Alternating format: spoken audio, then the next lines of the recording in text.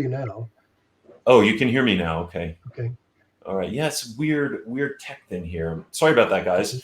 So just wanted to make sure that we're all in the same place. We're giving a presentation on how to network with executive recruiters. This is for mid to senior level professionals who are looking for a new position or will soon be and want to learn about how to network with recruiters. Just by way of introduction, my name is Jason Sanders. I lead Flycast Executive Search. We are a boutique executive search firm focused on the consulting industry and the software industry.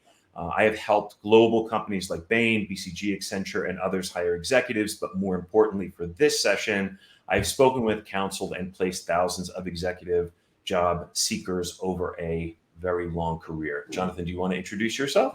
Yeah, Magellan is a similar firm. Jonathan Phillips, and I'm CEO of Magellan. And like Jason, we've worked a lot in consulting at all different levels. You look at the top 40 management consulting firms, at one time or another, Jason or I have worked with all of them. I also spent some time at Shell, so I've done a fair amount of search work with operating companies, building different kinds of groups on a global basis as well. Great. Thanks, Jonathan. So we're going to talk just for a moment about the types of recruiters that there are and how they work.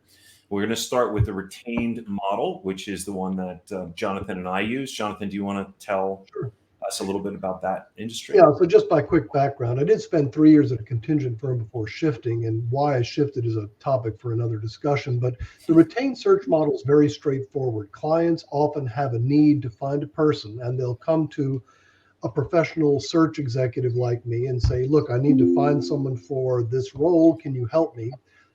They pay us a fee ahead of time, and we go and survey the market. We talk to people, we talk about the industry, we find out what's going on with their competitors. So more than just looking for people, we also provide market intelligence, which is very useful to help our clients range in who they really need for this particular role. So it's search plus problem solving. And I should tell you, over time, I've come to do the same with candidates. So my client has a very clear hiring case, their reason to need someone. We spend time at Magellan working on career cases with our candidates. Why should our candidates that we talk to join this particular client? So we try to help in both directions. Mm-hmm. Okay, and I'll talk for a moment about the contingent model. I've also worked on a contingent model on occasion, although the business really isn't focused that way. The way that the contingent model works is a recruiter only gets paid and gets paid by the company once they have a candidate placed. So once somebody is hired by their client, what that means is that it's a more transactional kind of relationship. There is a need on the part of the recruiter to find as many candidates in one area as possible, as many clients in one area as possible, to get the highest chance of being able to place an individual and earn a fee. So from the perspective of a candidate, that can give you more access to more potential opportunities. The problem, though, is that a lot of times the opportunities are diluted because a company that is hiring may use multiple contingent firms in order to make that hire.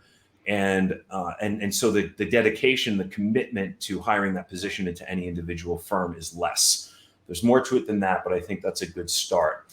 You also run into internal recruiters and not necessarily recruiters, but people that represent candidates. An internal recruiter is really what it says, which is somebody like us, but working internally at a firm. Jonathan, what's your experience been with internal recruiters, and how do you advise people about how to get in touch and use them? So for candidates, it's a really big difference. If you talk to a contingent firm, just to recap, they're interested in encouraging you to take a job because they don't get placed unless they don't get paid unless they place someone.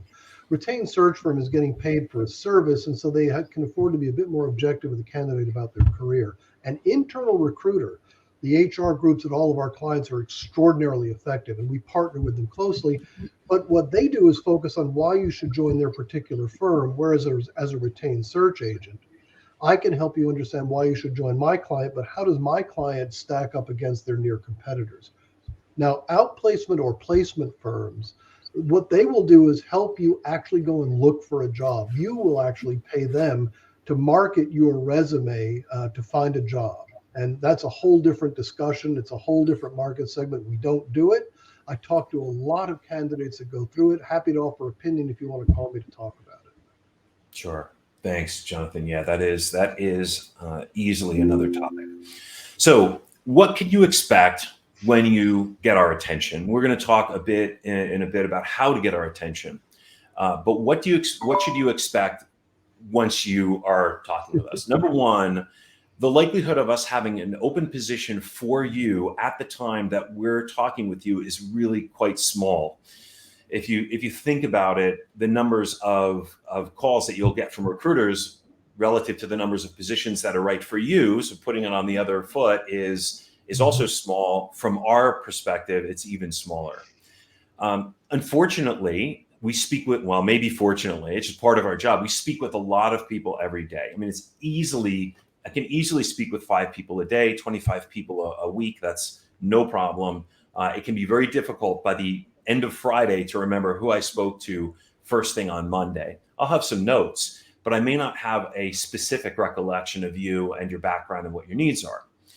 If we're speaking with you, it's because in some way we want to help you. We're in the helping business. We want people to get hired by our candidates. And I think generally recruiters have a point of view that they want to help people find the next step in their career. And so if we're having a conversation with you, you can take it as a given that we are optimistic about you and that in some way we want to help you further your career. We also may see you as a source of business in the future. That's one of the reasons how we develop business and one of the reasons why we want to speak with people that especially may be in a position to hire us when they are hired. And so that's something that you can use as a little bit of an angle. It doesn't give you leverage, but it gives you a perspective on how it is that we may interact with you, and you may be able to play into that and have a conversation with us. If you offer us introductions to other good candidates, it's really appreciated, but the likelihood of those being candidates that we can use is also going to be low. So don't be offended if we don't take you up on the offer. Please offer, but just recognize that candidates are easier for us to find than clients are. And the best thing that we can do for you, and this is probably the most important point, is to help you network and put you in touch with somebody in our network. That is where the true value is that we add to you as a job seeker. And that is the place that we're going to spend the next several minutes on talking about, so that you can get to that point and take most advantage of that. And I think I'm going to put up the first slide, Jonathan, and I'll let you make a comment on that. Let's see if we can find that slide. So while you're looking for that, I want to reiterate everything Jason said was spot on. When you talk to a retained search agent, 2 things are going to happen. They're going to want to know if you fit the job they're working on. This is particularly true with the large retained firms. If you don't fit, they're going to want to exit the call fairly quickly. So what you need to do then is present with them a very clear case for what you'd like to do next. The shorter, clearer, and crisper your messaging to a retained search agent, the more likely they are to call you back with something that probably fits that. And as Jason said, can't reiterate it enough, offer to help and make introductions is extremely valuable. And then in the end, you need to keep track and call us from time to time and sort of help us keep up with you. Absolutely. Yeah. Staying in touch is really important and really helpful. And the number of people that actually reach out to me in my network is small relative to my reaching out to them. So how do you get our attention, Jonathan? What catches your eye? So there are a couple of things that will happen. If you send your resume in blind, getting our attention is going to be having keywords of issues that are important in the industry where you have expertise. You'll know what's going on in your industry. Use those keywords in the subject. When we get on the phone, very quickly tell us exactly what you're looking for so we know you have clarity of purpose. And then offer to help, which also gets our attention. But asking us what our client is looking for as you offer to help is also very helpful for us just in general. And we'll remember that you're actually trying to work both with us as much as you need us to work with you. Yeah, absolutely. I would also say, and this goes really in any relationship that you have, in any business relationship, networking, is engage us like people. We're not working for you. We're not there just because we have a job for you.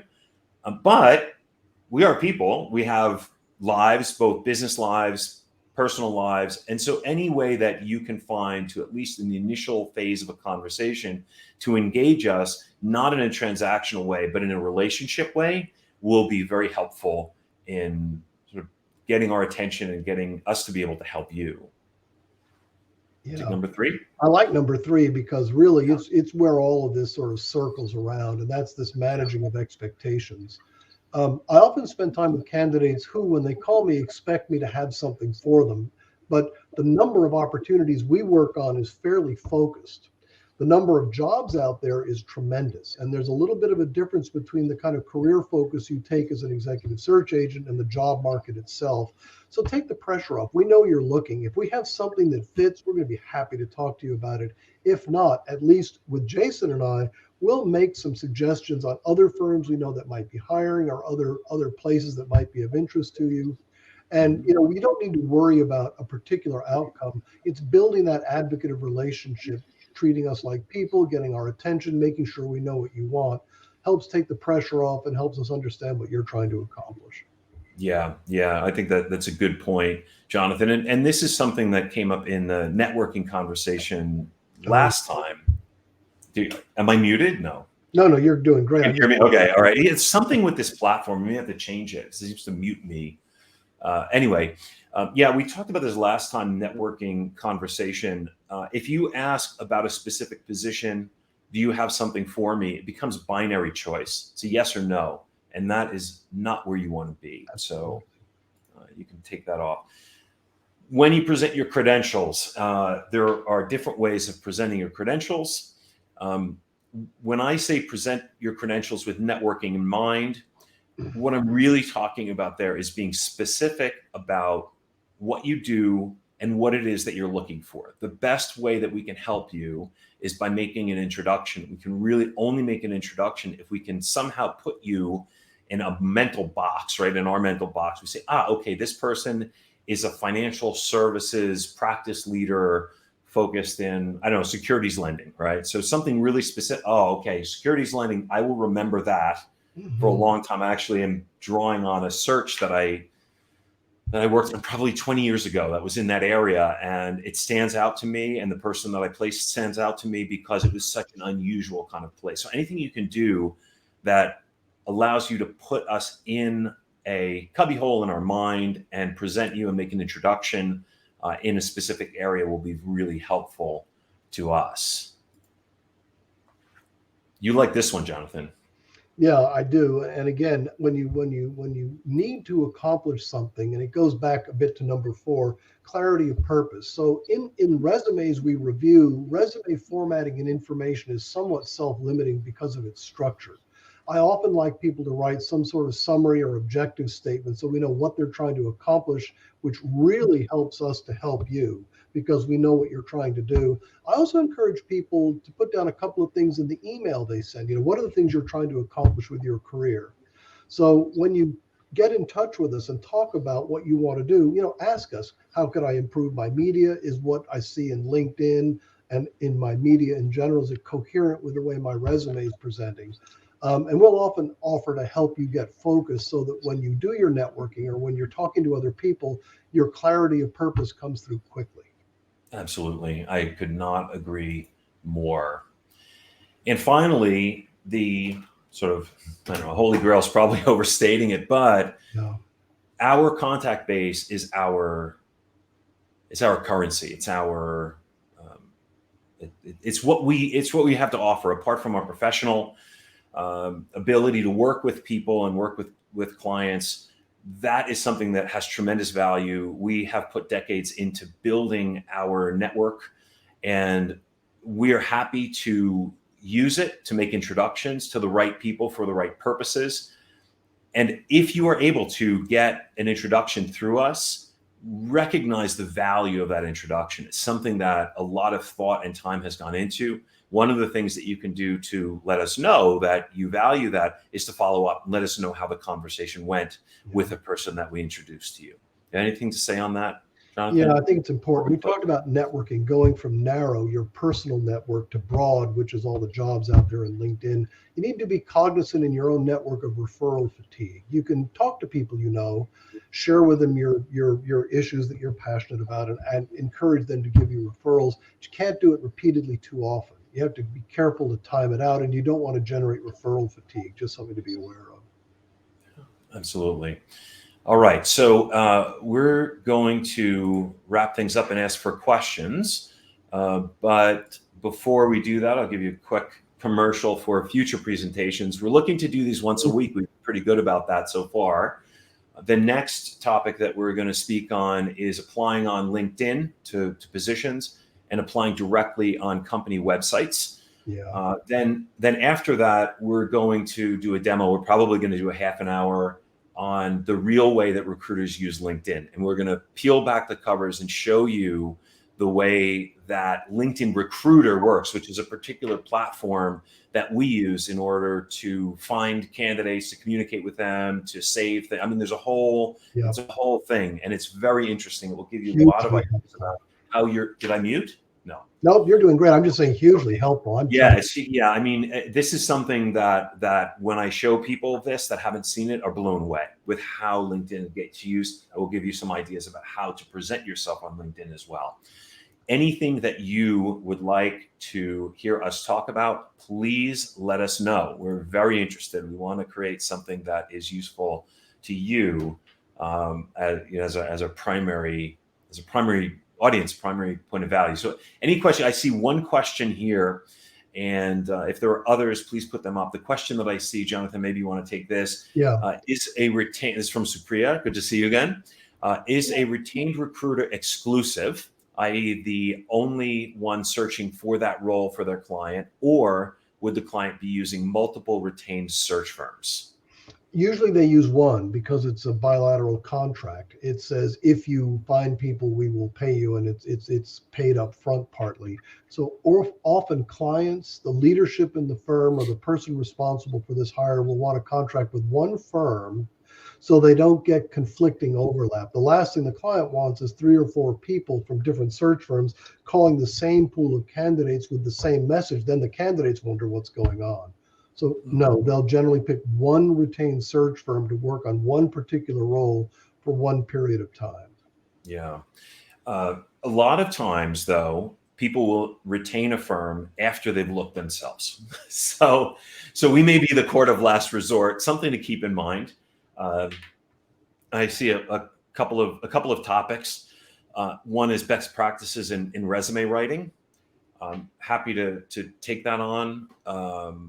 Best practices in resume presentation format for senior level roles. Yeah, that one I would just say out of the gate is don't overthink it. And 2 pages is good, but we can do a whole presentation on that and maybe put up some example resumes or something like that. Jonathan, Good, absolutely. How do you find the right contact info for the right people at a search firm? I think that there are various ways. For me, the way that you're most likely to get me is either through email or through InMail on LinkedIn. It's just me personally. I organize things through my email box. I put follow-ups and notes to myself that way. I get people calling me, and they usually go to voicemail, and I kind of get back to it when I can. It doesn't work for me. It's not that I'm trying to be rude or anything. It's just more difficult for me to take the time out, listen to a voicemail, then make a return phone call. I know I'm going to be on the line for 5 or 10 minutes before I even know whether there's something that I can help with or whether it's going to be valuable to the other person. So for me personally, it would be LinkedIn, InMail. My email address, it may actually be on my profile. It may be on my website. And apart from that, I would just say, do some research looking for email addresses. What do you think, Jonathan? Yeah, everything you said. Plus, if you're looking for a particular person at a search firm, if it's a large retained search firm, you need a referral of some sort. Calling blind is generally not productive, or even emailing or contacting through LinkedIn isn't productive.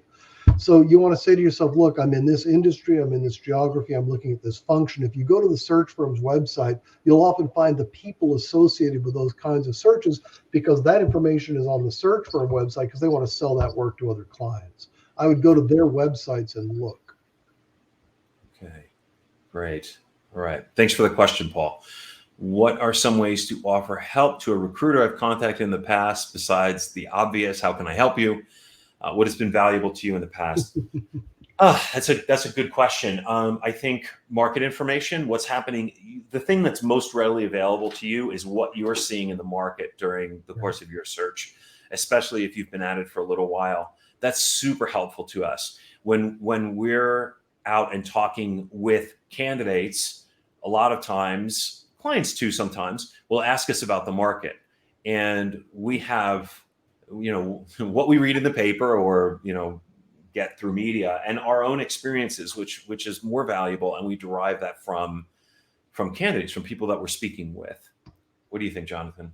No, I think you hit it right on the head. We want to share current market information, things that are relevant in the industry that are clearly going to be of value to our clients. So that's one way to offer to help. Sharing networking with people is also always helpful. Mm-hmm. So just sort of general stuff like that. Yeah. Networking is fairly specific. We may have a slightly different opinion about that because I don't want to network. So I've had candidates from out of the blue actually put me in touch with people that are hiring because you're also seeing companies that are hiring. Yeah. And often we have to be delicate about sharing that information. But I've had a couple of candidates say, look, I'm sorry I'm not a fit for XYZ, but ABC is hiring. You probably should reach out to them. Here's who I've been talking to, whether I was a fit or not. And they'll often give me leads for people that are hiring or even offer to make introductions there. And that's a very good way to build a high-level professional network. Yeah, that's better than market information. Yeah. If you could point us toward a potential client, there's no doubt about it. Let's see. Jason Sundberg's question. Do you mind if I jump on that one? Go for it. Yeah. So you go narrow to broad, and search firms are separate. Narrow. Do you want to read the question first, Jonathan? Yeah, I'm sorry. Be interested in your thoughts on key areas to focus time when searching for a new opportunity and prioritization of those activities. For example, priority 1, peer-to-peer networking. Priority 2, retained search firm reach outs. Priority 3, actual searching for positions. That was the question. All three are exactly the right topics. What we frame it up as, start with peer-to-peer. Start at the narrow end of an upside-down funnel. Talk to them about issues that are relevant and take the feedback to heart. What you like, what they like, what's really going on. Ask them for other people that are hiring. People that know you, that you know, are more likely to lead you to something that's good for your career. Actual searching then for positions, the broad part, what you had, Jason, is number 3. That's the broad part of the funnel. Monster, Indeed, LinkedIn Jobs. After you've done the narrow conversations, you'll be looking much more intelligently at the job market in general. It'll allow you to select smarter when you look just generally at jobs. Search firms are sources. Once you've talked to your network and you've surveyed the market for what's going on, that information is very valuable when you talk to search firms, who I refer to as sources in the context of managing your search. So I'd go narrow to your network, broad to the job market, and then call the retained search firms, share with them what you've learned, and see if they can help. Great. Yeah. So 1, 3, 2. I would just add that when you get started, low pressure conversations first. So the peer-to-peer, right? Yep. Don't make them tough ones. Make it easy on yourself. Yep. I think that might be our last. Oh, look, there's you can show the comment. Look at that. Oh, well, that makes sense. All right. Well, I got to keep that in mind for next time. Thanks for that question. Thank you all for coming today. I'm going to throw up a final slide here if I can. With our information, contact information. You're asking about Paul. You know how to get me anyway. But there's our information if you want to get in touch. And we will look forward to seeing you next week. Anything that you can do to sort of get the word out about the topics that we're speaking about, our weekly conversations, we would love any likes, subscribes, shares, follows, whatever happens to be. We're also going to be posting this on YouTube in the future as well. So Any Thanks again, dislikes, everybody, areas for for coming. us to improve, we're always open to helpful comments. And I've had a couple of people after the session email me with separate questions, like the good questions we've gotten from Supriya, Jason, and Paul. Don't hesitate if later on something occurs to you and you want to just email me a question. Don't hesitate at all. All right. Excellent. Good. Great. Well, enjoy the rest of your day, everybody. Take care. Thanks so much. Bye.